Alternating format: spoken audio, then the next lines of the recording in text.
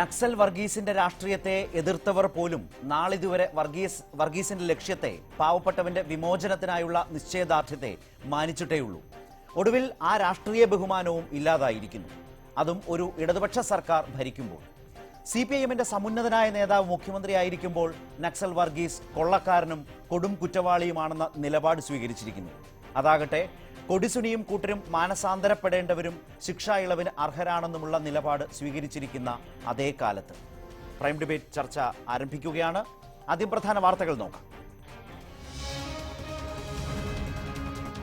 നക്സൽ വർഗീസ് കൊള്ളക്കാരനെന്ന കണ്ടുപിടുത്തവുമായി സർക്കാർ ഹൈക്കോടതിയിൽ. കൊടും കുറ്റവാളിയാണെന്നും കണ്ടെത്തൽ. വർഗീസിന്റെ സഹോദരങ്ങൾ നഷ്ടപരിഹാരം ആവശ്യപ്പെട്ട് നൽകിയ കേസിലാണ് സർക്കാർ സത്യവാങ്മൂലം.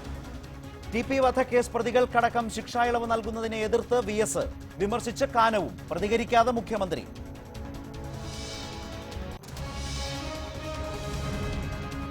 സംസ്ഥാന സർക്കാരിൽ തൃപ്തിയില്ലാതെ CPM.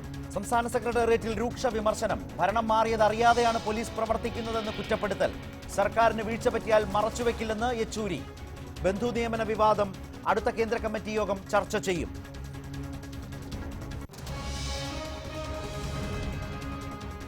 കളി സർക്കാരിനോടായാൽ പിടി വീഴും. സർക്കാർ ജീവനക്കാർക്ക് സമൂഹ മാധ്യമങ്ങളിലും ദൃശ്യശ്രവ്യ മാധ്യമങ്ങളിലും നിയന്ത്രണം. സർക്കാർ നയങ്ങളിൽ അനുമതിയില്ലാതെ അഭിപ്രായ പ്രകടനം പാടില്ല. ചട്ടം ലംഘിച്ചാൽ കർശന നടപടി. സ്വാശ്രയ കോളേജുകളിലെ ഇടിമുറികൾ തടയണമെന്നാവശ്യപ്പെട്ട് ജിഷ്ണു പ്രണോയുടെ അമ്മ സുപ്രീം കോടതിയിൽ. P. കൃഷ്ണദാസിന്റെ മുൻകൂർ ജാമ്യം റദ്ദാക്കണം. സ്വാശ്രയ കോളേജുകൾ വിദ്യാർത്ഥികളെ പീഡിപ്പിച്ചു കൊല്ലുന്ന തടവറകളെന്നും ഹർജിയിൽ മഹിജ. ഹൈക്കോടതി പരാമർശം നീക്കിക്കിട്ടാൻ പോലീസും സുപ്രീം കോടതിയിലേക്ക്. അണ്ടർ-17 ലോകകപ്പ് ഫുട്ബോളിനായുള്ള കൊച്ചിയുടെ ഒരുക്കങ്ങളിൽ ഫിഫയ്ക്ക് അതൃപ്തി. മെയ് 15-നകം പണി പൂർത്തിയാക്കണമെന്ന് നിർദ്ദേശം.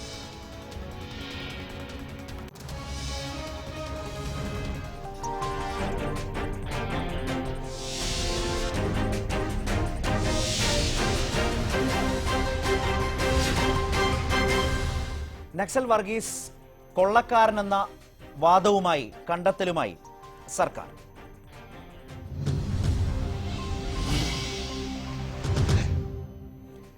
കൊല്ലപ്പെട്ട നക്സൽ നേതാവ് വർഗീസ് കൊടും കുറ്റവാളിയെന്ന് സംസ്ഥാന സർക്കാർ. ഈ നിലപാട് വ്യക്തമാക്കി ഹൈക്കോടതിയിൽ എതിർ സത്യവാങ്മൂലം സമർപ്പിച്ചു. കൊലപാതകവും കൊള്ളയും ഉൾപ്പെടെ നിരവധി കേസുകളിൽ പ്രതിയായിരുന്നു വർഗീസ് എന്നും സർക്കാർ ഹൈക്കോടതിയെ അറിയിച്ചു. വർഗീസ് വധിക്കപ്പെട്ടതാണെന്ന ഹൈക്കോടതിയുടെയും CBI പ്രത്യേക കോടതിയുടെയും വിധി പ്രസ്താവങ്ങളെ ഖണ്ഡിക്കുന്നതാണ് ആഭ്യന്തര വകുപ്പിന്റെ എതിർ സത്യവാങ്മൂലം. വർഗീസ് കുപ്രസിദ്ധ കുറ്റവാളിയാണ്. നിരവധി കൊലപാതകങ്ങളിലും കൊള്ളകളിലും പങ്കാളിയായ വർഗീസ് പോലീസ് ഏറ്റുമുട്ടലിലാണ് മരിക്കുന്നതെന്ന് സത്യവാങ്മൂലത്തിൽ വ്യക്തമാക്കുന്നു. കുടുംബത്തിന് തന്നെ വർഗീസ് അപമാനമാണെന്നും 2016 ജൂലൈ 22-ന് സമർപ്പിച്ച സത്യവാങ്മൂലത്തിൽ വിശദീകരിക്കുന്നു. ആഭ്യന്തര വകുപ്പ് അണ്ടർ സെക്രട്ടറി R. സന്തോഷ് കുമാറാണ് സത്യവാങ്മൂലം നൽകിയിരിക്കുന്നത്.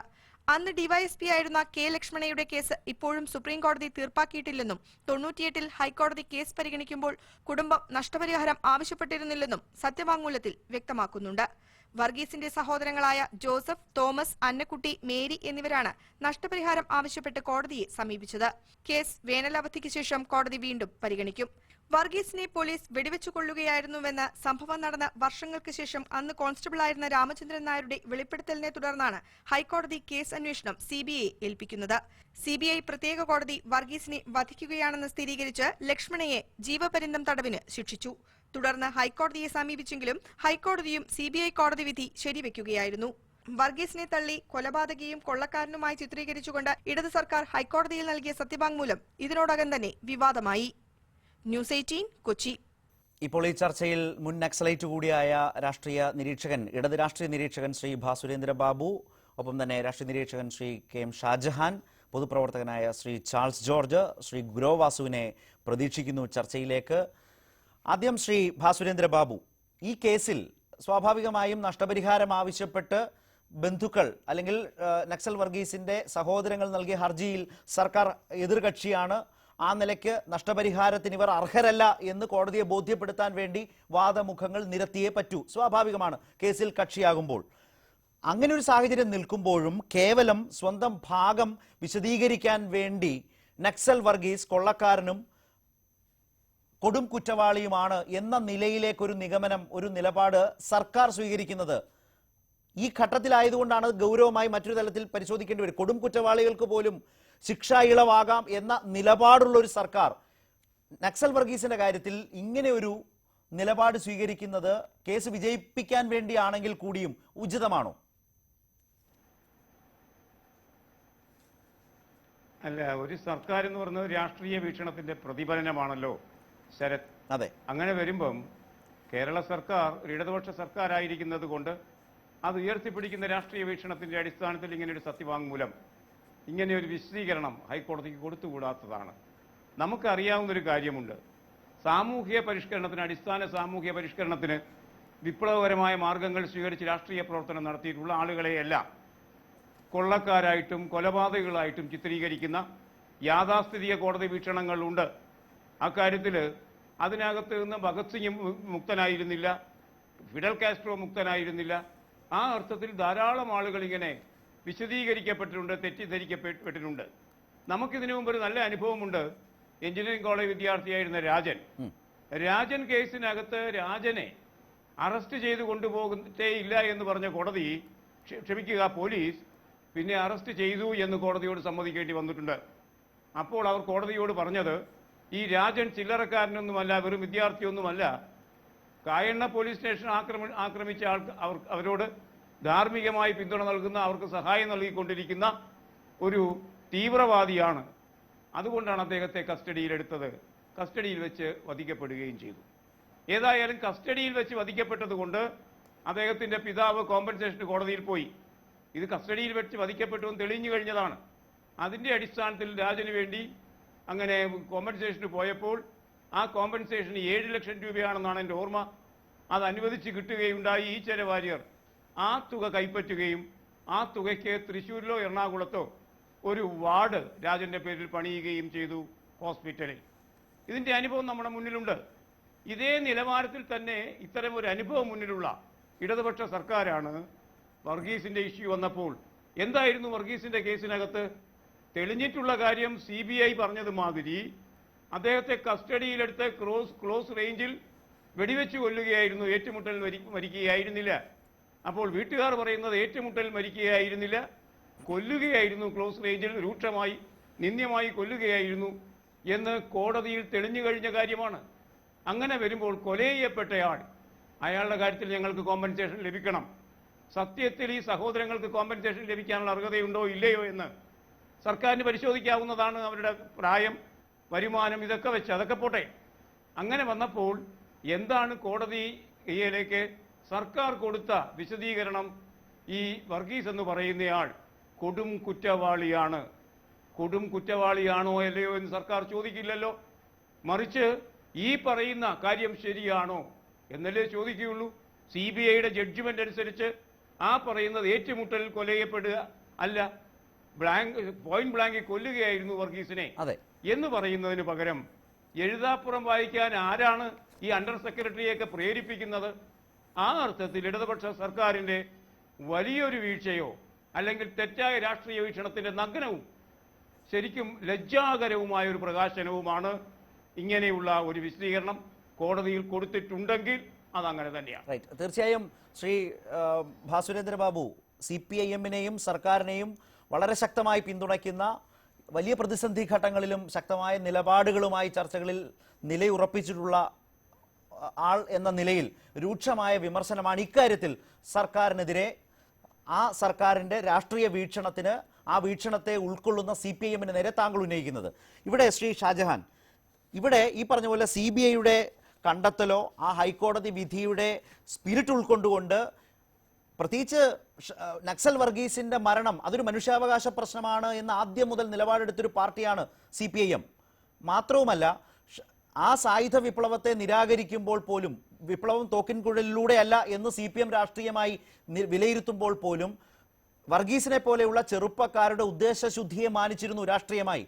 ഇവിടെ ഏതോ ഒരു അണ്ടർ സെക്രട്ടറി ഈ കുടുംബങ്ങൾ മറ്റൊരു കേസിൽ എങ്ങനെയാണോ വർഗീസ് തങ്ങൾക്ക് അവമതിപ്പുണ്ടാക്കിയത് എന്ന് പറഞ്ഞ ഒരു പഴയ പരാമർശത്തെ എടുത്ത് ഉയർത്തിക്കാട്ടി, ആ പരാമർശങ്ങൾ നേരത്തെ ഭാസുരേന്ദ്ര ബാബു പറഞ്ഞതുപോലെ ഒരു CBIയും ഒരു അന്വേഷണ കോടതിയും ഒരു അന്വേഷണ സംഘവും നിരാകരിച്ചിട്ടില്ല എന്നും, അതുകൊണ്ട് തന്നെ ബന്ധുക്കൾ മുൻപ് പറഞ്ഞിട്ടുള്ള വർഗീസിനെ കുറിച്ചുള്ള വാദം ഞങ്ങൾക്ക് അവമതിപ്പുണ്ടാക്കിയ ആളാണ്, കുടുംബത്തിന് പേരുദോഷം ഉണ്ടാക്കിയ ആളാണ്, അല്ലെങ്കിൽ എന്ന് പറയുന്ന ആ ഒരു വാദഗതിയെ ചുറ്റിപ്പറ്റി ഇങ്ങനെ ഒരു നിലപാട് സ്വീകരിക്കുന്നത് ഏതെങ്കിലും തരത്തിൽ രാഷ്ട്രീയവും ധാർമ്മികവുമായി ന്യായീകരിക്കത്തക്കതാണോ?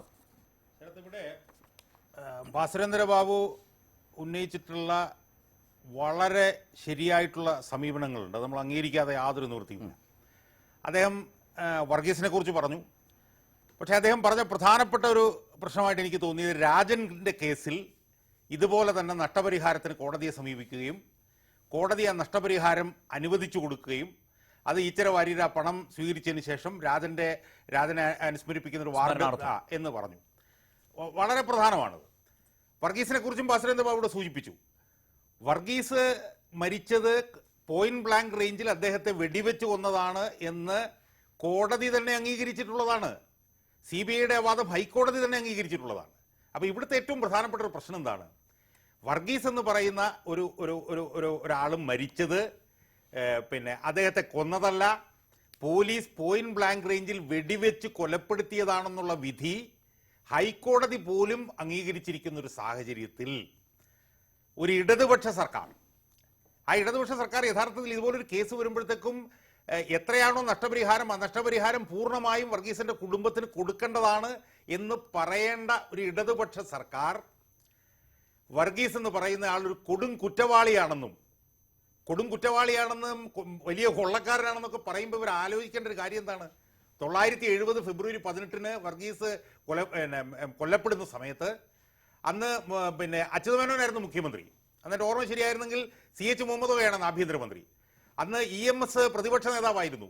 അന്ന് KPR ഗോപാലൻ MLA ആയിരുന്നു. ആരായിരുന്നു യഥാർത്ഥത്തിൽ ഈ വർഗീസ് എന്ന് പറയുന്നത്? കണ്ണൂര് CPMന്റെ ജില്ലാ കമ്മിറ്റി ഓഫീസിലെ ഓഫീസ് സെക്രട്ടറി ആയിരുന്നു വർഗീസ്.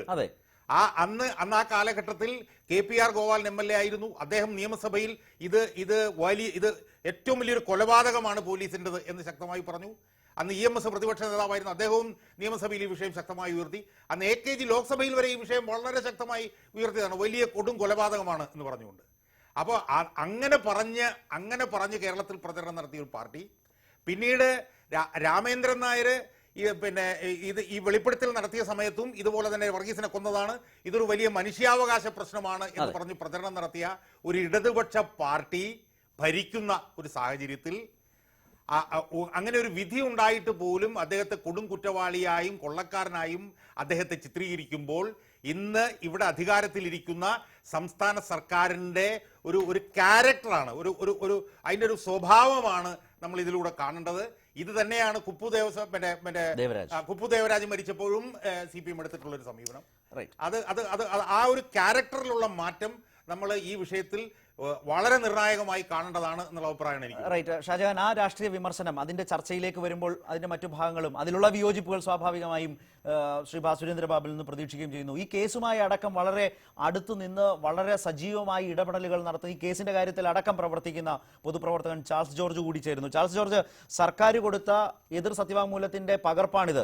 അതിൽ 3-ാമത്തെ പാരഗ്രാഫിൽ വളരെ പ്രധാനപ്പെട്ട ഒരു ചരിത്രപരമായ വിവരം കൂടി പ്രേക്ഷകരുടെ ഒരു ഓർമ്മയ്ക്ക് വേണ്ടി മാത്രം പറയുന്നതാണ്. ക്രൈം നമ്പർ 28/70 മാനന്തവാടി പോലീസ് സ്റ്റേഷനിൽ രജിസ്റ്റർ ചെയ്താണ്. CRPC 174 പ്രകാരം ലക്ഷ്മണ, അന്നത്തെ DYSP തലശ്ശേരിയിൽ, അതായത് വർഗീസ് ഏറ്റുമുട്ടലിൽ കൊല്ലപ്പെട്ടു എന്ന് രജിസ്റ്റർ ചെയ്ത കേസിന്റെ നമ്പറാണ്. അത് ചരിത്രത്തിലെ ഒരു രേഖയാണല്ലോ. ഞാൻ അതുകൊണ്ട് ഓർമ്മിപ്പിച്ചു എന്ന് മാത്രം.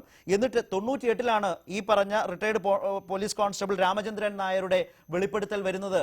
ഏറ്റുമുട്ടലായിരുന്നില്ല, വെടിവെച്ച് കൊല്ലുകയായിരുന്നു. അതേ തുടർന്നാണ് മുമ്പ് ഇവരൊക്കെ സൂചിപ്പിച്ചതുപോലെ CBIക്ക് കേസ് അന്വേഷണം വിട്ടുകൊണ്ടുള്ള ഹൈക്കോടതി വിധി വരുന്നത്. CBIയുടെ അന്വേഷണം പൂർണ്ണമായും ഹൈക്കോടതി ശരിവെച്ചത്.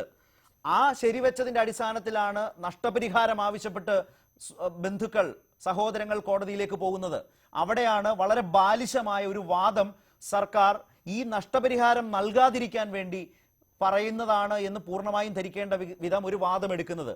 ഞാൻ കരുതുന്നത് ഈ ചർച്ച പോലും യഥാർത്ഥത്തിൽ പൊതുവായി ഇതിലൊരു തെറ്റ് സർക്കാരിനുണ്ട് എന്ന് രാഷ്ട്രീയ വിയോജിപ്പുകൾ മാറ്റിവെച്ച് എല്ലാവരും പറയുന്ന പശ്ചാത്തലത്തിൽ ഒരു തെറ്റ് തിരുത്താൻ ഈ ചർച്ച ഒരുപക്ഷെ സർക്കാരിനെ പ്രേരിപ്പിച്ചേക്കാം. അങ്ങനെ പ്രേരിപ്പിക്കപ്പെടുക തന്നെ വേണം എന്ന് ഞാൻ വിചാരിക്കുകയും ചെയ്യുന്നു. ശ്രീ ചാൾസ് ജോർജ്, അത് സംഭവിക്കേണ്ടതല്ലേ സർക്കാരിന്റെ ഭാഗത്തു നിന്ന് ഈ കേസിൽ?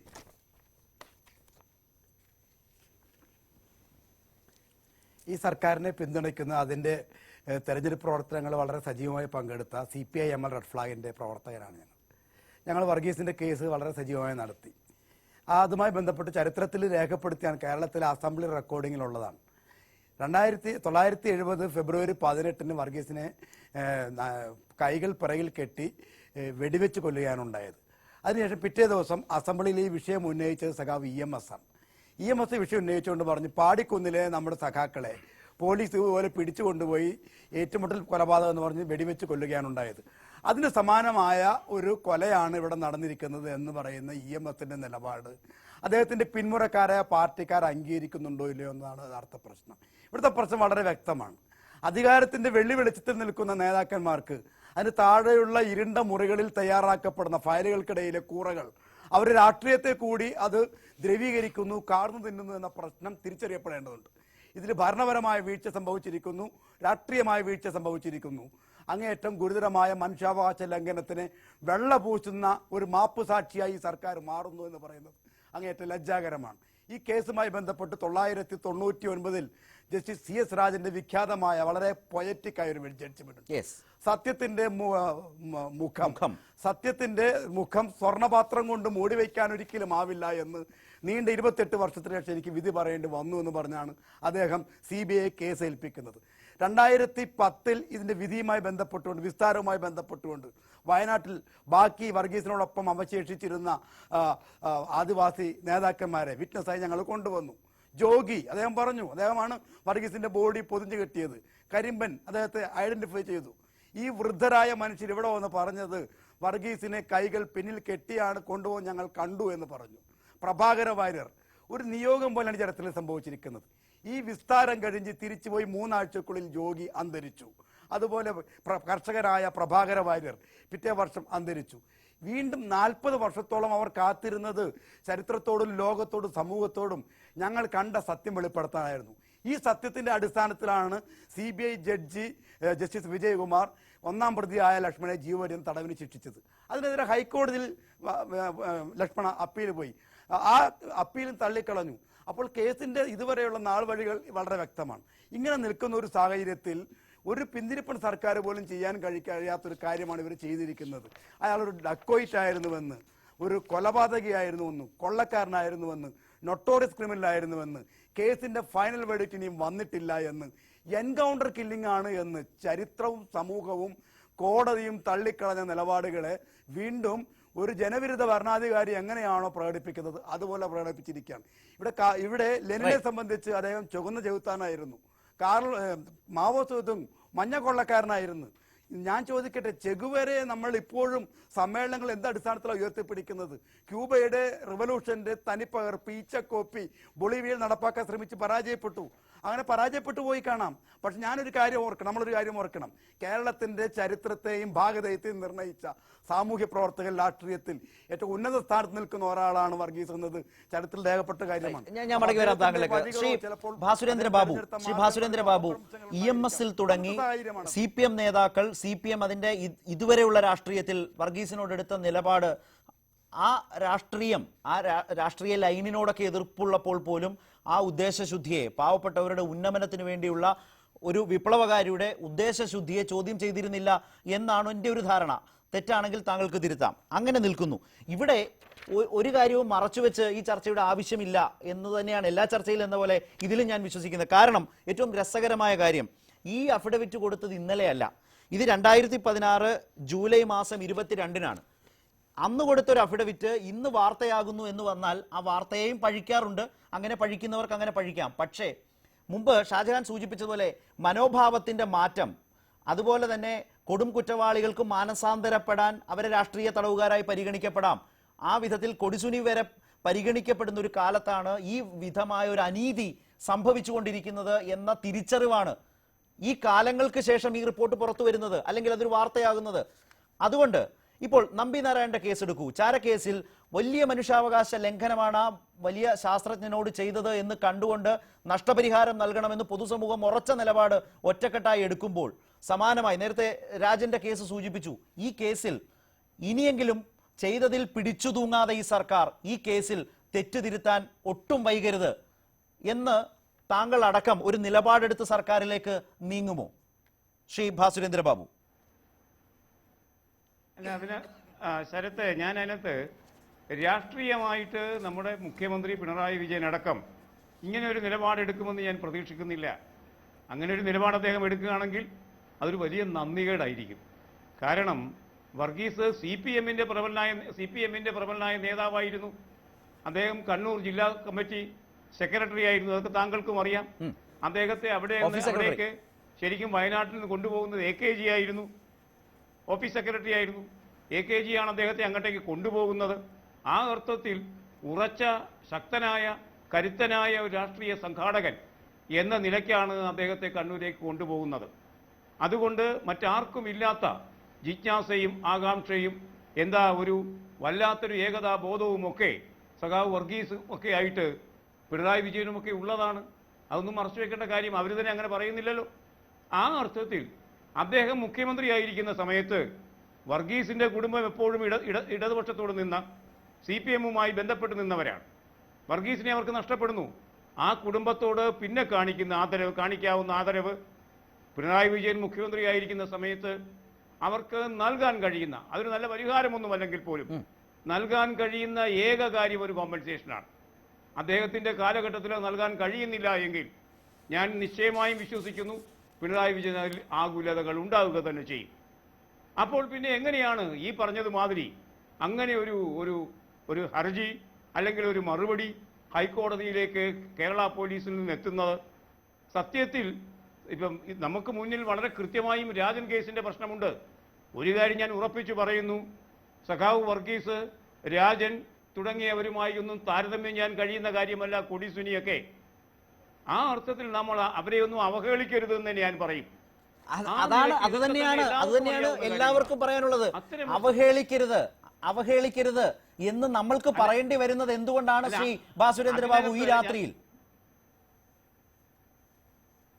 അല്ല, അതിന് ഞാൻ കാണുന്ന കാരണം, ഇത്തരം സത്യവാങ്മൂലങ്ങളോ വിശദീകരണങ്ങളോ ചെല്ലുമ്പോൾ അത് പോലീസിൽ നിന്ന് പോകുന്നതല്ലല്ലോ, ഹോം ഡിപ്പാർട്ട്മെന്റിൽ നിന്ന് പോകുമ്പോൾ കൃത്യമായും അത് പരിശോധിക്കുന്ന, കോടതിയിലേക്ക് എത്തിക്കുന്ന പ്രോസിക്യൂഷൻ. ശ്രീ ഭാസുരേന്ദ്ര ബാബു, അങ്ങനെ ഒരു പ്രശ്നം, അതിലൊരു അനീതിയുണ്ട്, അതിലൊരു അപാകതയുണ്ട് എന്ന് കണ്ടെത്തി അത് വാർത്തയാക്കി അത് ചർച്ച ചെയ്യുമ്പോൾ അത് അവഹേളിക്കലാണോ? ഒരു തെറ്റ് അത് ആവർത്തിച്ചുകൂടാ, തെറ്റ് തിരുത്തപ്പെടേണ്ടതാണ് എന്ന നിലപാടോടുകൂടിയല്ലേ അതിനെ കാണേണ്ടത്. പകരം അതൊരു അവഹേളനമാണ് എന്ന നിലയിൽ താങ്കളെ പോലെ ഒരാൾ കാണാൻ പാടില്ല. അവഹേളനമെന്ന് ഞാൻ പറഞ്ഞിട്ടേ ഇല്ല. ഞാൻ പറയുന്നത് അവഹേളിക്കരുതെന്നാണ് പറഞ്ഞത്. ഇത് ഇപ്പോൾ ഭരിക്കുന്ന ആളുകൾ പോലും അല്ല, ഞാൻ പറയുന്നത് അവഹേളിക്കുക എന്ന് പറഞ്ഞാൽ അവരെ അവഹേളിക്കരുത്. ഏത് നിലയ്ക്ക്? കൊടിസുനിയുമായി താരതമ്യം ചെയ്ത് അവഹേളിക്കരുതെന്ന് ഞാൻ പറഞ്ഞു. അല്ല, അങ്ങനെ താരതമ്യം ചെയ്യേണ്ടി വന്ന സാഹചര്യം നിൽക്കെ തന്നെ ശ്രീ ഭാസുരേന്ദ്ര ബാബു, അങ്ങനെ സാഹചര്യം നിലനിൽക്കെ തന്നെ, ആ രാഷ്ട്രീയ വിമർശനം നിലനിൽക്കെ തന്നെ ഇത്തരമൊരു തെറ്റും അനീതിയും ഉണ്ട് എന്ന് ചൂണ്ടിക്കാട്ടി ചർച്ച ചെയ്ത് ഒരു സർക്കാർ തെറ്റു തിരുത്തട്ടെ, ഒരു ഇടതുപക്ഷ സർക്കാർ തെറ്റു തിരുത്തട്ടെ എന്ന് പറയുമ്പോൾ അതിനെയല്ലേ ഗൗരവത്തിൽ എടുക്കേണ്ടത്? അതിനൊരു അല്പം മാർക്ക് താങ്കൾക്ക് തന്നൂടെ? അല്ല, ഞാൻ പ്രതീക്ഷിക്കുന്ന ശരത്തെ, ഈ കാര്യത്തിൽ പറ്റിയ തെറ്റ് അവർ തിരുത്തുക തന്നെ ചെയ്യുമെന്ന് ഞാൻ വിചാരിക്കുന്നു. ശ്രീ ഷാജഹാൻ, ഇതെല്ലാം പറയുമ്പോൾ എന്താണ് യഥാർത്ഥത്തിൽ ഒരു സർക്കാർ? ഇന്ന് ഞാൻ താങ്കളിലേക്ക് വരാം. ഇന്ന് CPM സംസ്ഥാന സെക്രട്ടേറിയറ്റിലും ഈ സർക്കാരിനെ കുറിച്ച് ഒരുപാട് ചർച്ചകൾ വന്നു, വിമർശനങ്ങൾ ഉയർന്നു. ഇപ്പോഴും പോലീസ് ഭരണം മാറിയത് അറിയാതെയാണ് പ്രവർത്തിക്കുന്നതെന്ന് തലമുതിർന്ന സെക്രട്ടേറിയറ്റ് മെമ്പർമാർക്ക് പറയേണ്ടി വന്നു. യെച്ചൂരി പറഞ്ഞത് തെറ്റുകൾ കണ്ടാൽ, വീഴ്ചകൾ കണ്ടാൽ മറച്ചുവെക്കില്ല, തിരുത്തി തന്നെ മുന്നോട്ട് പോകുമെന്ന് തുറന്നു പറയുന്ന ജനറൽ സെക്രട്ടറി. ഇതൊക്കെ ആകുമ്പോഴും ഈ അഫിഡവിറ്റ് അത് ഒരു അണ്ടർ സെക്രട്ടറിയുടെ പേരിൽ സന്തോഷ് കുമാർ എന്ന് പറയുന്ന അണ്ടർ സെക്രട്ടറി ഹോം ഡിപ്പാർട്ട്മെന്റ് കൊടുക്കുന്ന അഫിഡവിറ്റ് സീനിയർ ഗവൺമെന്റ് ലീഡർ ഹൈക്കോടതിയിൽ കൊടുക്കുന്നു.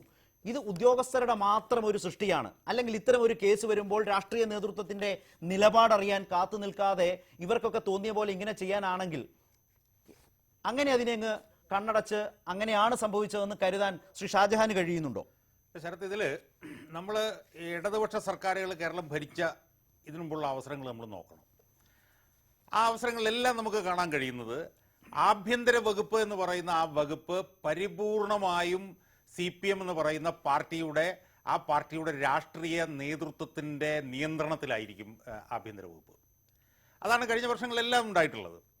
അച്യുതാനന്ദന്റെ കാലത്താണ് പിന്നെ അത് ആഭ്യന്തരമന്ത്രിയായി മാറി. പക്ഷെ അന്നും പാർട്ടിയുടെ നിയന്ത്രണത്തിലായിരുന്നു. അന്നും പാർട്ടിയുടെ മുഖ്യമന്ത്രി പാർട്ടിയുടെ നിയന്ത്രണത്തിലായിരുന്നില്ലെങ്കിലും ആഭ്യന്തരം പാർട്ടിയുടെ നിയന്ത്രണത്തിലായിരുന്നു. ഇപ്പോഴാകട്ടെ CPM-ന്റെ ഏറ്റവും കരുത്തനായ നേതാവായിട്ടുള്ള പിണറായി വിജയൻ തന്നെ ആഭ്യന്തര വകുപ്പ് കൈകാര്യം ചെയ്യുന്നു. ഒന്ന്. രണ്ട്, ആഭ്യന്തര വകുപ്പിൽ പോലീസിന്റെ പ്രവർത്തനങ്ങൾ കൂടുതൽ ഏകോപിപ്പിക്കുന്നതിന് വേണ്ടി പിണറായി വിജയന്റെ ഏറ്റവും അടുത്ത സുഹൃത്തായിട്ടുള്ള സഖാവ് MP ജയരാജൻ പോലുള്ള ഒരു നേതാവിനെ അവിടെ ഇപ്പൊ നമ്മൾ നിയമിക്കും. അല്ല, അതിന്റെ ചില മാറ്റങ്ങൾ കണ്ടു തുടങ്ങിയിട്ടുണ്ട്. നടപടികൾ പോലീസ് കാര്യമായിട്ടുണ്ടല്ലോ. അതിന് മുമ്പുണ്ടായ കാര്യമാണിത്. ഞാനതിലേക്ക് വരാം. അപ്പോ അങ്ങനെ ഒരാളെ നിയമിച്ചിരിക്കുന്നു. ഇത് യഥാർത്ഥത്തിൽ CPM-നെ സംബന്ധിച്ചിടത്തോളം രാഷ്ട്രീയമായി ഏറ്റവും പ്രധാനപ്പെട്ട ഒരു വിഷയമല്ലേ ശരത്ത് ഈ വിഷയം എന്ന് പറയുന്നത്?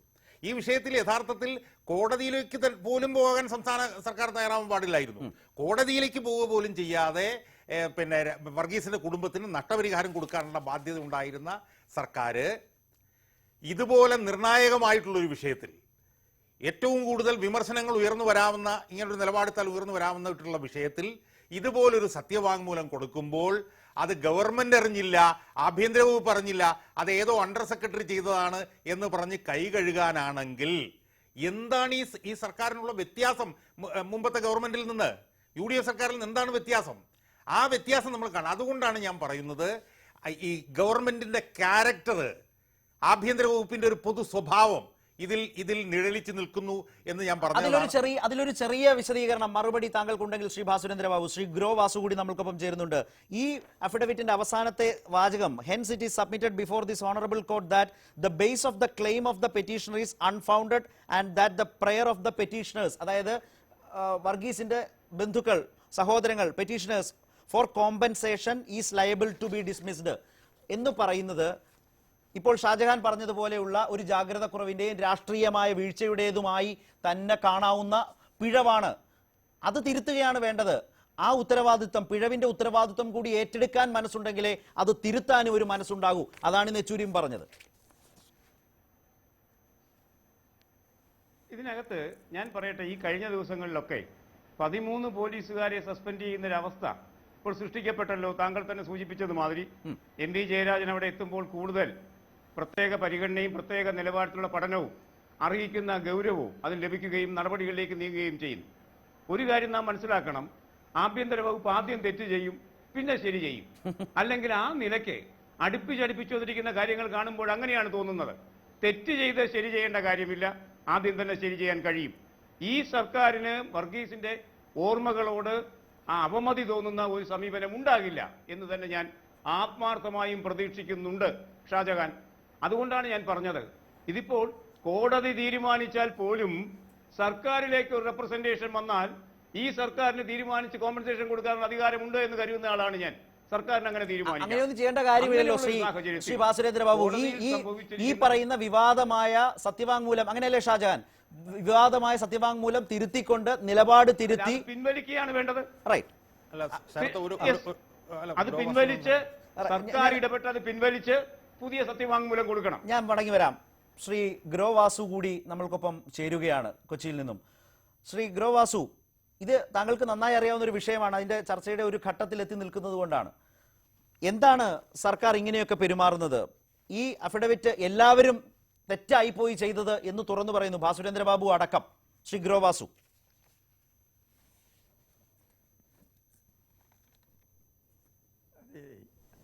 ഈ കാര്യങ്ങളെ സംബന്ധിച്ചിടത്തോളം ഒരു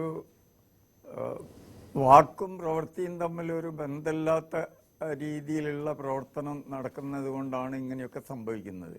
യഥാർത്ഥത്തിൽ ഇങ്ങനെ ഒരു ഇത് പിന്നെ കൊടുക്കേണ്ട കാര്യമില്ല എന്നുള്ളതിനെ സംബന്ധിച്ചിടത്തോളം അവർ ആദ്യ നിലപാടല്ലല്ലോ ഇപ്പോഴുള്ളത്. ആദ്യ നിലപാട് കൊള്ളക്കാരാണ്, പിന്നെ മുറി വിപ്ലവക്കാരാണ്, അങ്ങനെയൊക്കെയാണ് പറഞ്ഞതെങ്കിലും പിന്നീട് ചേകുവേരനെ അടക്കം കൊണ്ടു നടക്കാൻ തുടങ്ങിയല്ലോ. ഇപ്പം ഒരു 10-20 കൊല്ലമായിട്ട് 48 വർഷമായി സഖാ വർഗീസ് മരിച്ചിട്ട് ആദ്യഘട്ടത്തിൽ ഇങ്ങനെയൊക്കെ പറഞ്ഞെങ്കിലും പിന്നീട് സഖാ വർഗീസിനെ പിന്തുണച്ചില്ലെങ്കിലും ചേകുവേരനെ പിന്തുണച്ചുകൊണ്ടും ഈ കാര്യത്തിൽ സായുധ സമരമാണ് ശരിയെന്ന് പറഞ്ഞുകൊണ്ടും ഇങ്ങനെ വിവിധ രൂപത്തിൽ അവർ പിന്നെ പറയേണ്ടി വരുന്നത് അവർക്ക് സ്വന്തമായിട്ടൊരു നയമില്ലാത്തതിനെ കൊണ്ടാണ്. ഇപ്പോഴും വാസ്തവത്തിൽ ചെയ്തിരിക്കുന്നത് അങ്ങേയറ്റത്തെ തെറ്റായിട്ടുള്ള ഒരു നിലപാടല്ലേ.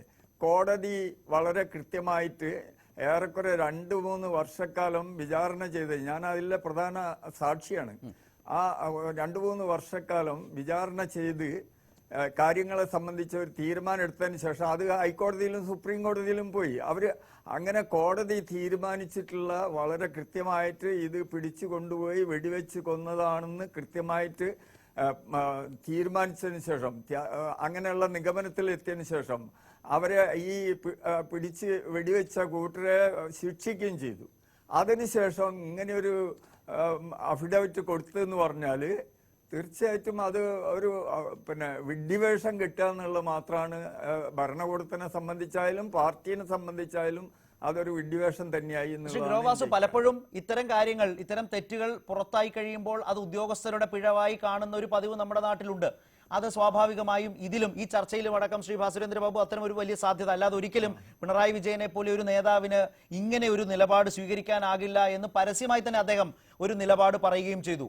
കാരണം വർഗീസിനോടുള്ള വ്യക്തിപരമായി പറഞ്ഞ നിങ്ങളുടെയൊക്കെ ഒരു രാഷ്ട്രീയ ലൈനോടുള്ള കൃത്യമായ വിയോജിപ്പുണ്ട്. ഇപ്പോഴും ഇന്ത്യയിൽ ആ ഒരു സായുധ വിപ്ലവം പാകമല്ല എന്ന് വിശ്വസിക്കുന്ന പാർട്ടി തന്നെയാണ് CPM. അതിലൊന്നും മാറ്റമില്ല. ജനകീയ ജനാധിപത്യ വിപ്ലവത്തിൽ തന്നെയാണ് ആ പാർട്ടിയുടെ വിശ്വാസം.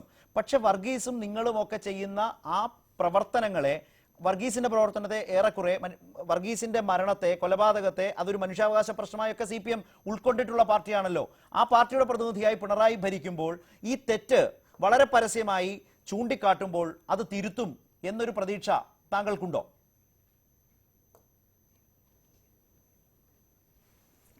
എനിക്ക് വാസ്തവത്തിൽ ഭാസുരേന്ദ്രബാബുവിൻ്റെ ഒന്നും അഭിപ്രായം ഇല്ല എന്നുള്ളത് എല്ലാവർക്കും അറിയാവുന്ന കാര്യമാണ്. ഈ വാസ്തവത്തിലെ സഖാവ് വർഗീസിനെ സംബന്ധിച്ച പ്രശ്നത്തിൽ CH മുഹമ്മദ് കോയനെയും C അച്യുതമേനോനെയും പഴി പറഞ്ഞതും അതിൽ രാഷ്ട്രീയ മുതലെടുപ്പ് നടത്തിയവരാണ് ഇവർ.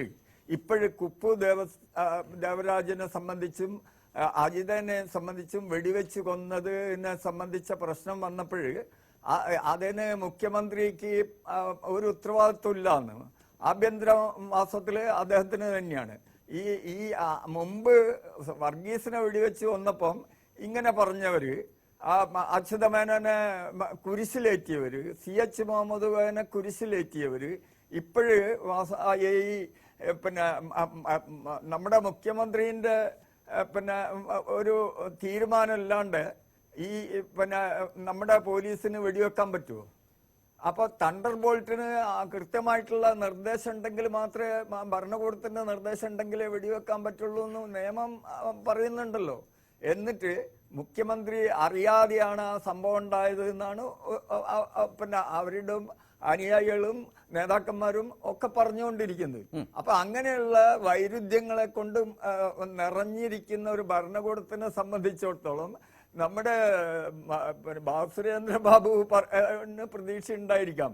എനിക്ക് അങ്ങനെ, ഇതൊക്കെ സ്വാഭാവികമായിട്ടും ഇത്തരം വൈരുദ്ധ്യങ്ങളെ നിറയപ്പെടുന്ന ഒരു പാർട്ടിയാണ് അത് എന്നാണ് ഞാൻ. ശ്രീ ഭാസുരേന്ദ്രബാബു, നേരിട്ട് തന്നെ ഒരു വിമർശനം അക്കാര്യത്തിൽ ഉള്ളതുകൊണ്ട് ഒരു ഇടവേളയിലേക്ക് പോകണം. അതിനു മുമ്പ് ചുരുക്കത്തിൽ ശ്രീ ഭാസുരേന്ദ്രബാബു. അല്ല, ഞാൻ അത്രത്തോളം സിനിക്കലായിട്ട് ഇതിനെ കാണുന്നില്ല. തെറ്റുകൾ തിരുത്തപ്പെടും എന്ന് തന്നെയാണ് ഞാൻ വിചാരിക്കുന്നത്. പ്രത്യേകിച്ച് സഖാവ് വർഗീസ്, ഞാൻ പറഞ്ഞില്ലേ, നമ്മളൊക്കെ പരിചയപ്പെടുന്നതിന് മുമ്പ് തന്നെ സഖാവ് വർഗീസിനെ വളരെ അടുത്ത് പരിചയപ്പെട്ട ഒരാൾ മുഖ്യമന്ത്രിയായിരിക്കുമ്പോൾ ആ തെറ്റുകൾ പരിഹരിക്കപ്പെടും, അത് പരിശോധിക്കപ്പെടും. കാരണം ഇത്തരം സത്യവാങ്മൂലങ്ങൾ കൊടുക്കുമ്പോൾ അതെപ്പോഴും രാഷ്ട്രീയ നേതൃത്വം അറിയണമെന്നില്ല, മുഖ്യമന്ത്രി അറിയണമെന്നില്ല. അറിയുന്ന സാഹചര്യം ഈ ചർച്ചകളിലൂടെയും പത്രങ്ങളിലൂടെയും ഒക്കെ ലഭിക്കും. അപ്പോൾ അത് പരിഹരിക്കപ്പെടും. അങ്ങനെ പരിഹരിച്ച ചരിത്രം നമുക്ക് മറ്റു കാര്യങ്ങൾ കാണാം. ഷാജഹാന്റെ യുക്തിക്ക് ഒരു തരത്തിലും പൊരുത്തപ്പെടാനാകുന്നില്ല എന്ന് തോന്നുന്നു. ഷാജഹാൻ അസ്വസ്ഥനാവുന്നുണ്ട് ശ്രീ ഭാസുരേന്ദ്രബാബുവിന്റെ വാചകം കേട്ടിട്ട്. ശ്രീ ഷാജഹാൻ. അല്ല, ഇത് ഭാസുരേന്ദ്രബാബു ഇങ്ങനെയൊക്കെ വിളിച്ചു പറയുന്നത് സത്യം പറഞ്ഞാൽ വലിയ അത്ഭുതം തോന്നുകയാണ്. ഇപ്പൊ ഇതിനകത്തുള്ള ഒറ്റ പ്രശ്നം മാത്രം ഞാൻ പറയാം. ഭാസുരേന്ദ്രബാബു ഇപ്പോൾ പ്രതീക്ഷിക്കുന്നത് ഈ സത്യവാങ്മൂലം നാളെ സർക്കാർ പിൻവലിക്കും എന്നാണ്. പിൻവലിക്കില്ലയോ എന്ന് നമുക്ക് ഉറപ്പായിട്ടില്ല. പക്ഷെ പിൻവലിക്കുന്നതിന് മുമ്പ് ഉണ്ടാകാവുന്ന ഡാമേജ് ഉണ്ടായിക്കഴിഞ്ഞു. ഭാസുരേന്ദ്രബാബു നേരത്തെ സൂചിപ്പിച്ചു, തെറ്റ് ചെയ്തു, അത് കഴിഞ്ഞ് തിരുത്തുന്നു. തെറ്റ് ചെയ്തിട്ട് തിരുത്തുമ്പോൾ അതിനിടയിൽ സ്ത്രീകളും കുട്ടികളും ആത്മഹത്യ ചെയ്യുകയാണ് കേരളത്തിൽ. പിന്നെ സ്വാശ്രയ കോളേജുകളിൽ പഠിക്കുന്ന വിദ്യാർത്ഥികൾ ആത്മഹത്യ ചെയ്യുകയാണ്. അപ്പം തെറ്റ് ചെയ്ത് കഴിഞ്ഞ് തിരുത്തുന്നതിനിടയിൽ ഉണ്ടാകുന്ന പരിക്ക് ഗുരുതരമാണ് എന്നുള്ളത് നമ്മൾ ശ്രീ ചാൾസ് ജോർജ്, താങ്കളുടെ കൂടി ഒരു അഭിപ്രായം, അതായത് ശ്രീ ഗ്രോവാസ് സൂചിപ്പിച്ച പോലെ ഇതൊരു ഇരട്ടത്താപ്പാണ്, നിറയെ വൈരുദ്ധ്യങ്ങൾ, ഒരു ഭാഗത്ത് വലിയ തിരുത്തൽ താങ്കൾ പ്രതീക്ഷിക്കുന്നു എന്ന് ആദ്യം തന്നെ സൂചിപ്പിച്ചു. ഭാസുരേന്ദ്രബാബു പറഞ്ഞതും തെറ്റുകൾ സംഭവിക്കുന്നു, തെറ്റുകൾ മെല്ലെ തിരുത്തപ്പെടുന്നു. ഈ രൂപത്തിലൊക്കെയുള്ള ഒരുപാട് വൈരുദ്ധ്യങ്ങൾ, എന്നാൽ കൃത്യമായ വിശദീകരണങ്ങൾ, അവ്യക്തതകൾക്കുമേൽ സർക്കാരിന്റെ ഭാഗത്തുനിന്ന് സമയാസമയങ്ങളിൽ ഉണ്ടാകുന്നുമില്ല. Shri Charles George.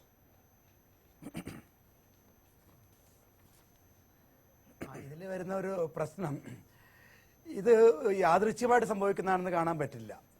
കാരണം ഇപ്പം കുപ്പു ദേവരാജിനെയും അജിതയെയും വെടിവെച്ച് പോകുന്നത് അത് വളരെ ഭീകരമായ ഏറ്റുമുട്ടൽ കൊലപാതകം സർക്കാരിന്റെ കാലത്ത് നടന്നത്. ഇന്ത്യ കണ്ട ഏറ്റവും വലിയ ക്രിമിനൽ, ഒരു നൊട്ടോറിയസ് ക്രിമിനലായ വിജയകുമാർ എന്ന് പറയുന്ന ഗ്രേ ഹൗണ്ടിന്റെ, അദ്ദേഹം റിട്ടയർ ചെയ്ത ഉദ്യോഗസ്ഥനടക്കം വടക്കേ ഇന്ത്യയിൽ നിന്ന് കൊണ്ടുവന്ന് കേരളത്തിൽ നിർത്തിയാണ് ഈ ഓപ്പറേഷൻ നടത്തിയതെന്നാണ് സമീപകാല അനുഭവം.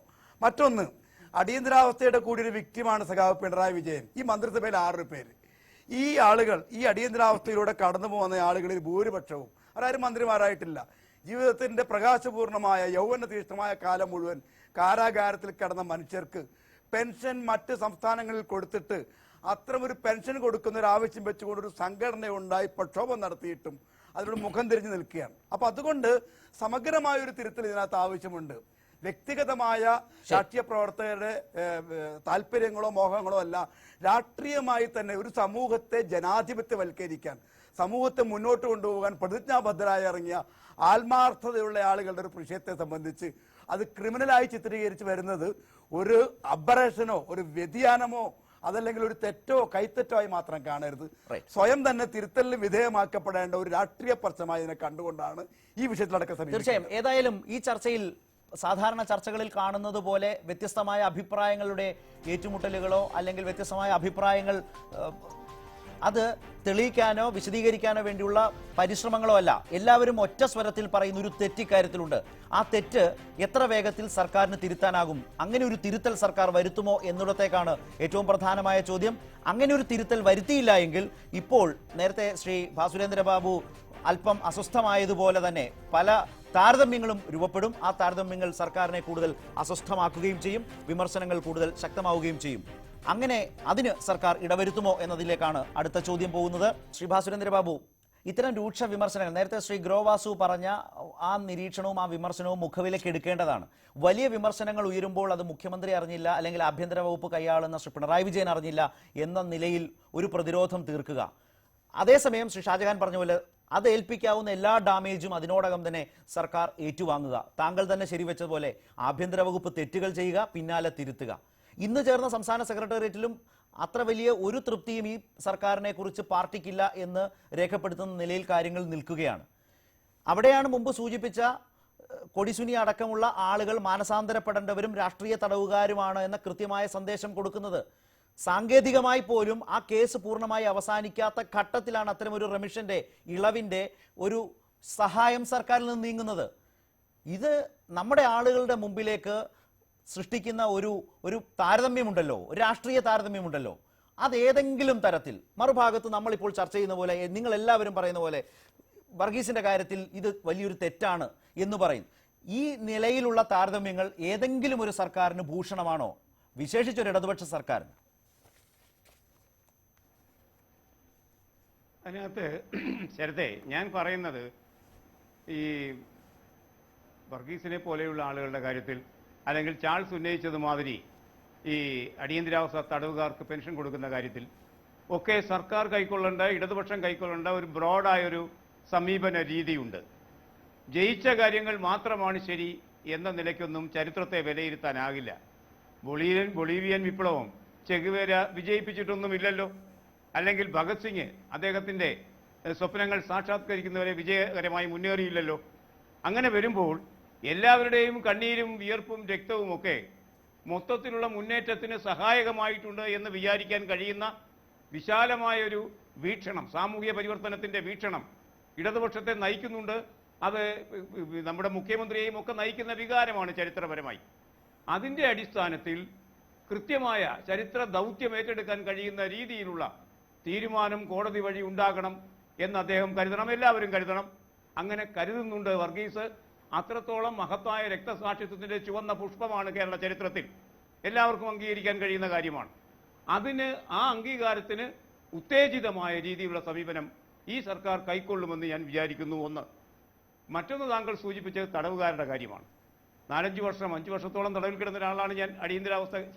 അടിയന്തരാവസ്ഥ കാലഘട്ടത്തിലും അതിനുശേഷവും. അങ്ങനെ കിടക്കുമ്പോൾ തടവുകാർക്ക് ചില സ്വാതന്ത്ര്യങ്ങളും അവകാശങ്ങളും ഒക്കെയുണ്ട്. തടവുകാരുടെ അവകാശങ്ങളിൽ ഒന്നാണ് ഈ റെമിഷൻ എന്ന് പറയുന്നത്. അവധി ദിവസങ്ങൾ അവർക്ക് റെമിറ്റ് ചെയ്യപ്പെടും. അതുമാതിരി മറ്റ് നിലവാരങ്ങളിൽ സർക്കാർ ചില ഘട്ടങ്ങളിൽ പ്രഖ്യാപിക്കും ചില റെമിഷൻസ്. അതൊക്കെ അവർക്ക് ലഭിക്കും. അതൊക്കെ ലഭിക്കാൻ കൊടിസുനി അടക്കമുള്ള എല്ലാവരും യോഗ്യരാണ്, പ്രത്യേകിച്ച് പരാമർശങ്ങളില്ല എങ്കിൽ. അങ്ങനെ വരുമ്പോൾ അത്തരം റെമിഷനുകൾ ലഭിക്കുമ്പോഴാണ് മാനസാന്തരം വന്ന് മാറിയ മനുഷ്യരായി റിമാൻഡ് ഹോമിന്റെ വാതിലുകൾ തുറന്ന് അവർ പുറത്തേക്ക് വരുന്നത്. തടവറ എന്ന് പറയുന്നത് ഒരാളെ ഇല്ലായ്മ ചെയ്യുന്ന സ്ഥലമല്ല, നവീകരിക്കുന്ന സ്ഥലമാണ്. അത്തരത്തിൽ റെമിഷനുകൾ നൽകുന്നതും അത് തടവുകാർക്ക് ലഭിക്കുന്നതും ശരിയെന്ന് കരുതുന്ന ഒരാളാണ് എന്ന് മാത്രമല്ല അവകാശം കൂടിയാണ്. നന്നായി. പക്ഷേ ശ്രീ ഭാസുരേന്ദ്ര ബാബു, പക്ഷേ ഈ സർക്കാർ ഈ താങ്കളൊക്കെ പറയുന്ന നിലപാടെടുത്ത സർക്കാർ പക്ഷേ അത് വിശദീകരിക്കാൻ തയ്യാറാകാതെ മൗനത്തിലേക്ക് നീങ്ങുന്നു എന്നതാണ് ഒരു പ്രശ്നം. അതുകൊണ്ടാണ് പല അഭ്യൂഹങ്ങൾക്കും പലതരത്തിലുള്ള വ്യാഖ്യാനങ്ങൾ വരുന്നതും അതിൽ പിടിച്ച് വലിയ ചർച്ചകളും ബഹളങ്ങളും ഒക്കെ ഒരു ഭാഗത്ത് നടക്കുന്നത്. എടുത്ത നിലപാട് വളരെ പരസ്യമായി അതിനെ പിന്തുണയ്ക്കാൻ ഒന്നുകിൽ ആർജവം കാട്ടണം, അല്ലെങ്കിൽ അങ്ങനത്തെ നിലപാടുകളിലേക്ക് പോകരുത്. അങ്ങനെ ഒരു ഒളിച്ചുകളിയുടെ പ്രശ്നം ഇക്കാര്യത്തിൽ ആളുകൾ സംശയിക്കുന്നത് അതുകൊണ്ടാണ്. ശ്രീ ഗ്രോവാസു, ഇവിടെ വളരെ ലളിതമായ ഒരു താരതമ്യമായി പോയെന്ന് ചിലപ്പോൾ ശ്രീ ഭാസുരേന്ദ്ര ബാബുവിന് തോന്നിയേക്കാം. കൊടിസുനി അടക്കമുള്ള കൊടും കുറ്റവാളികൾക്ക് നീതിയും അവർക്ക് ആനുകൂല്യങ്ങളും നിറവേറ്റാൻ സർക്കാർ സന്നദ്ധമാകുമ്പോൾ വർഗീസിനെ പോലെയൊക്കെയുള്ള ആളുകൾക്ക്, മുമ്പ് പറഞ്ഞ തോറ്റ പടയുടെ നായകർക്ക് അവഗണനയുടെ ആവർത്തനങ്ങളാണ് സംഭവിക്കുന്നത്. ഇതാണ് അത്ര സുഖകരമല്ലാത്തൊരു താരതമ്യത്തിന് ഇടവരുത്തുന്ന ഒരു ഘടകം. ശ്രീ ഗ്രോവാസു,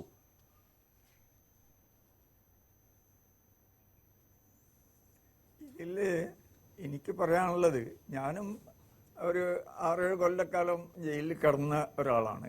ഈ ധാരാളം പ്രതികളെ സംബന്ധിച്ചിട്ട് ആ കാലഘട്ടത്തിൽ മനസ്സിലാക്കാൻ പറ്റിയിട്ടുണ്ട്. ഈ സ്ഥിരമായിട്ടുള്ള കുറ്റവാളികൾ, ആ കുറ്റവാളികൾ ജയിലിൽ നിന്ന് റിവിഷൻ കൊടുത്ത് പുറത്തു പോയിട്ട് പിന്നെ വേറെ ആളെ കൊന്നു വന്നിട്ടുള്ള ആൾക്കാർ, അങ്ങനെയുള്ള ക്രൂര മനസ്ഥിതിക്കാരായിട്ടുള്ള ആൾക്കാരുണ്ട്. കൊല്ലല് ഒരു ഹോബിയാക്കിയിട്ടുള്ളവർ. ഈ കൊടിസുനിയൊക്കെ വാസ്തവത്തിൽ അത്തരക്കാരാണെന്നുള്ളത് ഈ രാജ്യത്തിന് മനസ്സിലായി കഴിഞ്ഞാണ്. ആ രീതിയിൽ അതുകൊണ്ട് തന്നെയാണ് ആ കാര്യത്തിൽ വാസ്തവത്തിൽ വലിയ പ്രതിഷേധം വളർന്നു വന്നിട്ടുള്ളത്. അത് ഒരു പാർഷ്വാലിറ്റിയും കൂടിയായി എന്നുള്ള കാര്യത്തിലും സംശയമില്ല. ചന്ദ്രശേഖരനെ എത്ര മൃഗീയമായിട്ടാണ് കൊന്നത്, ഇതിൽ ഈ മാർക്സിസ്റ്റ് കമ്മ്യൂണിസ്റ്റ് പാർട്ടിക്ക് പങ്കില്ല എന്നൊക്കെ ആരാ വിശ്വസിക്കുന്നത്? അങ്ങനെ പങ്കുള്ള ഒരു പാർട്ടി അതിന്റെ ഭരണത്തിൽ കൊടിസുനിക്ക് പിന്നെ വാസ്തവത്തിൽ റിവിഷൻ കൊടുക്കുന്നതിനെ സംബന്ധിച്ച പ്രശ്നമാണ് ജനങ്ങളെ അലട്ടുന്നത്.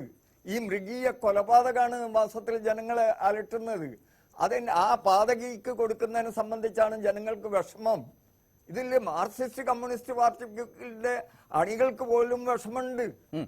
ഇവിടെയാണ് ഈ വികാരത്തിനെ ഉൾക്കൊള്ളാൻ കഴിയുന്നില്ല എന്നുള്ളതാണ് പ്രശ്നം. എന്തുകൊണ്ട് കഴിയുന്നില്ല എന്നുള്ളത് ഞാൻ വിശദീകരിക്കുന്നില്ല. ശ്രീ ഷാജഹാൻ, ഇപ്പോൾ നക്സൽ വർഗീസിന്റെ കാര്യത്തിൽ ആ നഷ്ടപരിഹാരവുമായി ബന്ധപ്പെട്ട കേസിൽ എടുക്കുന്ന നിലപാട് ധാർമ്മികമായും രാഷ്ട്രീയമായും ശരിയല്ല എന്ന വാദം തർക്കങ്ങളില്ലാതെ വ്യക്തമായി കഴിഞ്ഞു. മറുഭാഗത്ത് കൊടിസുനി അടക്കമുള്ള കൊടും കുറ്റവാളികളുടെ കാര്യത്തിൽ നിയമപരമായും സാങ്കേതികമായും ഒക്കെ ഒരുപാട് സംശയങ്ങളും വിമർശനങ്ങളും യോഗ്യമാണോ എന്ന ചോദ്യങ്ങളും നിൽക്കുമ്പോൾ അതിലെ ആ ആനുകൂല്യവും ധാർമ്മികവും രാഷ്ട്രീയവുമായി ശരിയല്ല എന്ന് പറയേണ്ടി വരുന്ന ഒരു പൊതു സാഹചര്യത്തിലാണ്, ഒരു സാമൂഹിക അവസ്ഥയിലാണോ നമ്മുടെ ഈ ചർച്ചയിൽ നിൽക്കുന്നത്? ശരത്, ഇത് രണ്ടും കൂടെ നമ്മളൊന്ന് ബന്ധിപ്പിക്കണം. എനിക്ക് യഥാർത്ഥത്തിൽ ശ്രീ ഭാസുരേന്ദ്ര ബാബു സംസാരിച്ചത് ഞങ്ങൾ തമ്മിൽ സ്ഥിരമായി തർക്കങ്ങൾ ഇടപെടാറുള്ളതാണ്. പക്ഷെ എനിക്ക് സത്യത്തിൽ അദ്ദേഹത്തോട് വലിയ ബഹുമാനം തുടക്കത്തിൽ തോന്നി. പക്ഷെ നിർഭാഗ്യവശാൽ അദ്ദേഹം അവസാനമായപ്പോൾ തനിനിറം പുറത്തു കാട്ടി. യഥാർത്ഥത്തിൽ ഗ്രോവാസു പറഞ്ഞതുപോലെ തികച്ചും മൃഗീയമായി 54 വെട്ടി ടി.പി. ചന്ദ്രശേഖരനെ കൊന്ന പ്രൊഫഷണൽ ക്രിമിനലുകളായ ശ്രീ ഗ്രോവാസു വളരെ ലളിതമായി പറഞ്ഞു. കൊലപാതകം തൊഴിലാക്കിയ ഈ കിർമാണി മനോജിനെയും കൊടിസുനിയെയും ഉൾപ്പെടെയുള്ള ആളുകൾക്ക് വേണ്ടി ഭാസുരേന്ദ്ര ബാബു വല്ലാതെ ബുദ്ധിമുട്ടി വാദിക്കുന്നു. പക്ഷേ വാസുരേന്ദ്രബാബു മനസ്സിലാക്കേണ്ടത് പിന്നെ തടവുകാരുടെ അവകാശത്തെക്കുറിച്ച് വാചാലനാകുമ്പോൾ വാസുരേന്ദ്രബാബു മനസ്സിലാക്കേണ്ടത് ഈ കൊടിസുനിയെയും കിർമാനി മനോജിനെയും മാത്രമല്ല, ഒരു പാവപ്പെട്ട ഒരു ജീവനക്കാരനെ 5 ലക്ഷം രൂപയുടെ ചെരുപ്പിട്ട് ചവിട്ടിക്കൊന്ന നിഷാം എന്ന് പറയുന്ന ആ ഭീകരനെയും, തിരുവനന്തപുരത്ത് അപ്രാണി കൃഷ്ണകുമാർ എന്ന് പറഞ്ഞൊരു ഗുണ്ടയെ വെട്ടിക്കൊന്ന വേറൊരു ക്രിമിനൽ ഗുണ്ടയെ ഉൾപ്പെടെയുള്ള പിന്നെ ക്രിമിനലുകളെ പുറത്തേക്ക് വിടുകയാണ് സർക്കാർ ചെയ്തത്. അതിനെ ന്യായീകരിക്കുകയാണ്, അതിനെ തടവുകാരുടെ അവകാശങ്ങളെ കൊണ്ടൊന്ന് ന്യായീകരിക്കുകയാണ്. അപ്പോൾ അങ്ങനെ പുറത്തുവിടുന്ന പ്രൊഫഷണൽ ആയിട്ടുള്ള കൊലപാതകികളെ പുറത്തുവിടുന്ന സർക്കാരാണ് മറുഭാഗത്ത് പിന്നെ വർഗീസിനെ പോലുള്ള ആളുകളെ കൊടും കുറ്റവാളികളായി അവതരിപ്പിക്കുന്നത് എന്നുള്ളതിലുള്ള ഒരു ഇരട്ടത്താപ്പാണ് സർക്കാരിന്റെ ക്യാരക്ടറിലുള്ള വ്യത്യാസമായി ഞാൻ ചൂണ്ടിക്കാണിക്കുന്നത്. ശ്രീ ഭാസുരേന്ദ്രബാബു, വളരെ ലളിതമായ ഒരു കാര്യം, അടിയന്തരാവസ്ഥയെ തുടർന്നൊക്കെ വർഷങ്ങളോളം ജയിലിൽ കിടന്ന താങ്കളെ ഞാൻ ഒരു രാഷ്ട്രീയ തടവുകാരനായി കാണുന്നു. അങ്ങനെ താങ്കൾ വിശദീകരിച്ചത് കേട്ടാൽ കൊടിസുനി അടക്കമുള്ളവരെയും അത്തരം രാഷ്ട്രീയ തടവുകാരായി പരിഗണിക്കാൻ നമ്മളെ പഠിപ്പിച്ചുകൊണ്ടിരിക്കുകയാണ്. അങ്ങനെ താങ്കളെ പോലെ തന്നെ ഒരു രാഷ്ട്രീയ തടവുകാരനായി തന്നെ വേണം കൊടിസുനിയെയും കാണാൻ എന്നാണോ പറഞ്ഞു വന്നത്? അല്ല, അത് ഞാൻ വിശദീകരിക്കാം. വളരെ ചുരുക്കം വാക്ക് മതി. അതിനകത്ത് അപ്പോഴെനിക്ക് തോന്നുന്നു ഷാജഹാനും അദ്ദേഹത്തിൻ്റെ അക്കാര്യത്തിലുള്ള സംശയങ്ങൾ മാറിയേക്കാം. ഇവിടെ സർക്കാർ ഒരു പാരാമീറ്റർ വയ്ക്കുന്നുണ്ട് ശരത്. അത് വെച്ചിട്ട് കുട്ടികളോടും സ്ത്രീകളോടുമൊക്കെ ഹെയ്നസ് ക്രൈംസ് എന്ന നിലയ്ക്ക് എംപ്ലോയ് ചെയ്തിട്ടുള്ള ആൾക്കാരെ വിടില്ല. ഡ്രഗ് പാസ് ചെയ്യുന്ന ഡ്രഗ് വിൽക്കുന്ന ആൾക്കാർക്ക് അത് ഈ ആനുകൂല്യങ്ങൾ ബാധകമല്ല. അതുപോലെ തന്നെ വാടക കൊലയാളികൾക്കും ബാധകമല്ല. കൊടിസുനി അടക്കമുള്ള ആളുകളെ കോടതി വിലയിരുത്തിയിരിക്കുന്നത് വാടക കൊലയാളികൾ എന്ന നിലയ്ക്കാണ് ആ ജഡ്ജിമെന്റിൽ പറഞ്ഞിരിക്കുന്നത്. അതെ, ആ ജഡ്ജിമെന്റ് ഹൈക്കോടതിയും സുപ്രീം കോടതിയും ഒക്കെ അംഗീകരിക്കുകയാണെങ്കിൽ അവിടെയാണ് ഞാൻ ഈ ചർച്ച തുടങ്ങിയപ്പോൾ മുതൽ താങ്കൾ അത്രയും പറഞ്ഞെങ്കിലും ശ്രീ ഭാസുരേന്ദ്രബാബു, എന്റെ ഒരു സംശയമാണ്, ചോദിക്കാതിരിക്കാനാവില്ല. കാരണം ഞാൻ അതിന്റെ ഒരു ദീർഘമായ ചർച്ചയിലേക്ക് പോകാൻ സത്യത്തിൽ ആഗ്രഹിച്ചിരുന്നില്ല. പക്ഷെ താങ്കൾ ഈ പറഞ്ഞതുകൊണ്ട്, താങ്കൾ പറഞ്ഞ ഈ മാനദണ്ഡങ്ങളിൽ വാടക കൊലയാളി, കൊലപാതകം ശീലമാക്കിയവർ, ഹാബിച്വൽ ഒഫൻഡേഴ്സ് എന്ന് പറയുന്ന വിഭാഗം ഉൾപ്പെട്ടിട്ടുണ്ട്. കൊടിസുനിയൊക്കെ ഇതിൽപ്പെട്ടതാണെന്ന് താങ്കൾ തന്നെ ആ വിധിയുടെ ഭാഗമായി ഉദാഹരിച്ചല്ലോ. 1. 2, ആ കേസ് തീർന്നിട്ടില്ല, അപ്പീൽ നിൽക്കുന്നു. അപ്പീൽ നിലനിൽക്കെ റെമിഷൻ എന്ന് പറയുന്ന അഥവാ ഇളവ് എന്ന് പറയുന്നതിന് കേസ് നിലനിൽക്കുന്ന കേസുകൾ പരിഗണിക്കാറില്ല. അങ്ങനെ വന്നാൽ മാനദണ്ഡങ്ങൾ നഗ്നമായി ലംഘിക്കപ്പെട്ടിരിക്കുന്നു. ജയിൽ ഉപദേശക സമിതികൾ രാഷ്ട്രീയ താല്പര്യാർത്ഥം ഇത്തരം കാര്യങ്ങൾ ചെയ്തിരിക്കുന്നു. അതിലൂടെ വരുന്ന ഒരു രാഷ്ട്രീയ വ്യാഖ്യാനം, കൊടിസുനിയും കൂട്ടരും രാഷ്ട്രീയ തടവുകാരാണ്, ശ്രീ ഭാസുരേന്ദ്രബാബുവിനെ പോലെ അടിയന്തരാവസ്ഥ കാലത്തടക്കം ശിക്ഷ അനുഭവിച്ച ജയിലിൽ കിടന്ന രാഷ്ട്രീയ തടവുകാർക്കൊപ്പം തന്നെ ഇവരെയും കാണണം എന്നല്ലേ പഠിപ്പിക്കുന്നത്? അല്ല, അതിനകത്ത് ശരത്തെ ഈ കാലാകാലങ്ങളിൽ വരുന്ന റെമിഷൻ ഇപ്പോൾ 60 വർഷം തികയുമ്പോൾ അതിൻ്റെ പ്രത്യേക ഒരു ആസ്പീഷ്യസ് മോമെന്റ് എന്ന നിലയ്ക്ക് അതിൻ്റെ ഒരു ആഹ്ലാദം പങ്കിടുന്നതിൻ്റെ രീതിയിൽ 1 വർഷം വരെ റെമിഷൻ. അങ്ങനെ റെമിഷൻ എപ്പോഴൊക്കെ അനുവദിക്കുന്നുവോ അങ്ങനെ ലഭിക്കുന്ന ആളുകളുടെ ക്രെഡിറ്റിൽ അത് കിടക്കും. അതിന്റെ രീതിയും ശൈലിയും അതാണ്. അത് ജയിൽ സമ്പ്രദായത്തിന്റെ സ്ഥിരസമ്മതമായി പിന്തുടർന്നു വരുന്ന സമ്പ്രദായമാണ് ശരത്തെ. അതവിടെ കിടക്കും. അതവർക്ക് ഉപയോഗിക്കാൻ കഴിയുമോ ഇല്ലയോ എന്നത് വേറൊരു കാര്യം. കാരണം ലൈഫേഴ്സ് ആയിരിക്കുന്ന ആളുകൾക്ക്, ജീവപര്യന്തം ശിക്ഷിക്കപ്പെട്ടിരിക്കുന്നവർക്ക് 2014 ശിക്ഷിക്കപ്പെട്ട ആളുകൾക്കൊക്കെ 2028 വരെ കിടക്കേണ്ടി വരും, 14 വർഷം കിടക്കേണ്ടി വരും. അത് ആ സമയത്ത് മാത്രമേ റെമിഷൻ വരുന്നുള്ളൂ. അതെല്ലാം ശരിയാണ്, അതൊക്കെ ചില ആശ്വാസ വർത്തമാനങ്ങൾ മാത്രമാണ്. എന്നാൽ അത്രയും ഒരു ആശ്വാസമുണ്ട്. കാരണം സർക്കാർ പോലും വിശദീകരിക്കാത്തൊരു ഘട്ടത്തിൽ ശ്രീ ഭാസുരേന്ദ്രബാബു സർക്കാർ എന്തായിരിക്കാം ഉദ്ദേശിച്ചിരിക്കുന്നതെന്ന് വിശദീകരിക്കുന്നത് തന്നെ സ്വാഗതാർഹമാണ്. ഗവർണറോട് നന്ദി പറയണം. ഗവർണർ ഏതായാലും അതേപടി ഒപ്പിട്ടില്ലല്ലോ, പരിഗണിക്കൂ, പരിശോധിക്കൂ എന്ന നിലയിൽ തിരിച്ചയച്ചല്ലോ. ശ്രീ ചാൾസ് ജോർജ്, നിങ്ങൾ 3 പേരിലേക്കും ഈ കാര്യത്തിൽ ശ്രീ ഭാസുരേന്ദ്രബാബു പറഞ്ഞതിൽ നമുക്ക് ഈ ചർച്ച അവസാനിപ്പിക്കാം. എല്ലാം അതിൽ അടങ്ങിയിട്ടുണ്ട്.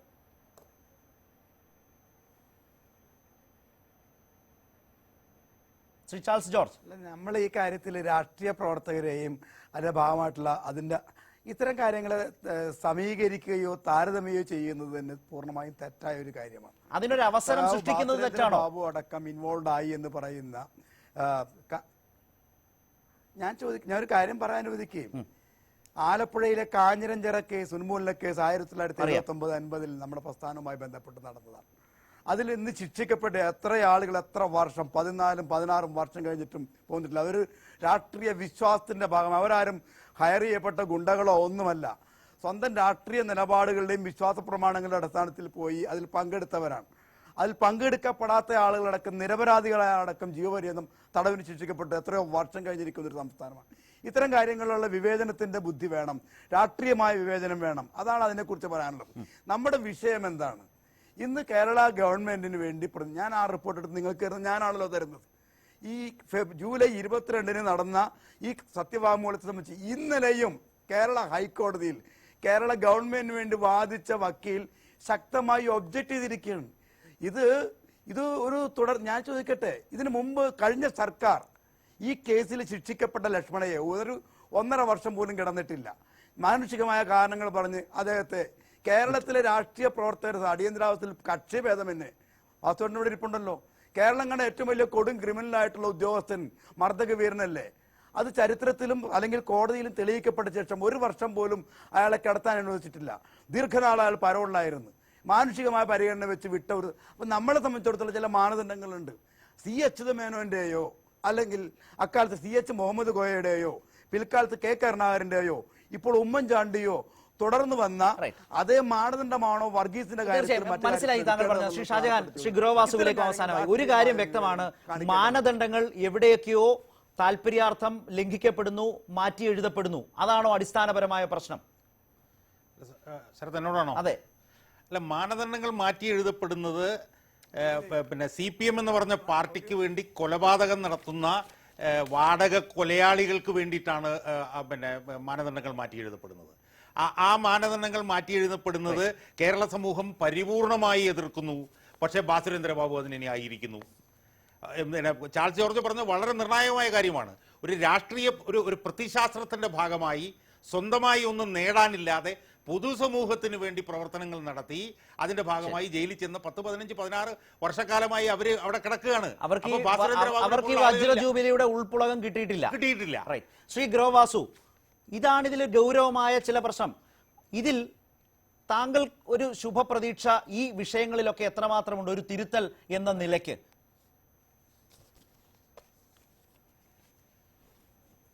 ഇല്ല, എനിക്ക് ഈ തരം കാര്യങ്ങളിൽ ഒരു പ്രതീക്ഷയില്ല. Communist party marxist communist party ആയിക്കഴിഞ്ഞതിന് ശേഷം അതിന്റെ നേതൃത്വത്തിനെ സംബന്ധിച്ചിട്ട് എനിക്കൊരു പ്രതീക്ഷയില്ല. യഥാർത്ഥത്തിൽ ബാസുരേന്ദ്ര ബാബുവിനെ സംബന്ധിച്ച് ഇപ്പം കേരളത്തിലെ TV കാണുന്ന എല്ലാവർക്കും മനസ്സിലായി, എല്ലാ കാര്യങ്ങളിലും അദ്ദേഹം പക്ഷം പിടിക്കുകയും അതിനെയൊക്കെ ഏത് കൊടും കുറ്റത്തിനെയും ന്യായീകരിക്കും, മറ്റുള്ള എല്ലാ നന്മനെയും നിഷേധിക്കുകയും ചെയ്യുന്ന രീതിയിലാണ് അദ്ദേഹം സംസാരിച്ചുകൊണ്ടിരിക്കുന്നത്. ഇതിനെ സംബന്ധിച്ചിടത്തോളം ഞാനൊരു അഭിപ്രായം പറയേണ്ട കാര്യമുണ്ടെന്ന് എനിക്ക് തോന്നുന്നില്ല. ഈ രീതിയിൽ പിന്നെ വാസ്തവത്തിൽ ഈ പരസ്പര വൈരുദ്ധ്യം പിന്നെ ഈ ഭരണകൂടത്തിനെയും ഈ പാർട്ടിനെയും വേട്ടയാടിക്കൊണ്ടിരിക്കുകയാണ്. ഈ വൈരുദ്ധ്യങ്ങളിൽ അത് മുഴുകി വാസ്തവത്തിൽ മുങ്ങി മരിക്കും എന്നുള്ള കാര്യത്തിൽ എനിക്ക് യാതൊരു സംശയമില്ല. ഈ തരം കാര്യങ്ങളെ സംബന്ധിച്ചിടത്തോളം വളരെ വിശദീകരിച്ച് സംസാരിക്കേണ്ട കാര്യമുണ്ടെന്നും ഞാൻ വിചാരിക്കുന്നു. തീർച്ചയായും അവിടെ നമുക്ക് ഈ ചർച്ച അവസാനിപ്പിക്കാം. ഒരു കാര്യം വളരെ വ്യക്തമാണ്, നക്സൽ വർഗീസിനെ സംബന്ധിച്ച് സർക്കാർ ഹൈക്കോടതിയിൽ നൽകിയിട്ടുള്ള ഈ സത്യവാങ്മൂലം, നഷ്ടപരിഹാരം ആവശ്യപ്പെട്ട് കുടുംബം നൽകിയിട്ടുള്ള, ബന്ധുക്കൾ നൽകിയിട്ടുള്ള, സഹോദരങ്ങൾ നൽകിയിട്ടുള്ള സത്യവാങ്മൂലത്തിലെ നിലപാട് തീർത്തും തെറ്റാണ്, അപലപനീയമാണ് എന്ന പൊതു നിലപാടാണ് ഈ ചർച്ചയിൽ എല്ലാവരും സ്വീകരിച്ചത്. സർക്കാർ അടിയന്തരമായി ഇത് തിരുത്തേണ്ടതാണ് എന്ന പൊതുവികാരം അത് സർക്കാർ മാനിക്കും എന്ന പ്രതീക്ഷ പങ്കുവെച്ചുകൊണ്ട് പ്രൈം ഡിബേറ്റ് അവസാനിക്കുന്നു. വളരെയധികം നന്ദി Shri Grovasu, Shri Basurendrababu, Shri Charles George, Shri KM Shajahan ഞങ്ങളുമായി സഹകരിച്ചതിനും അഭിപ്രായങ്ങൾ പങ്കുവച്ചതിനും. പ്രൈം ഡിബേറ്റ് അവസാനിക്കും. നമസ്കാരം.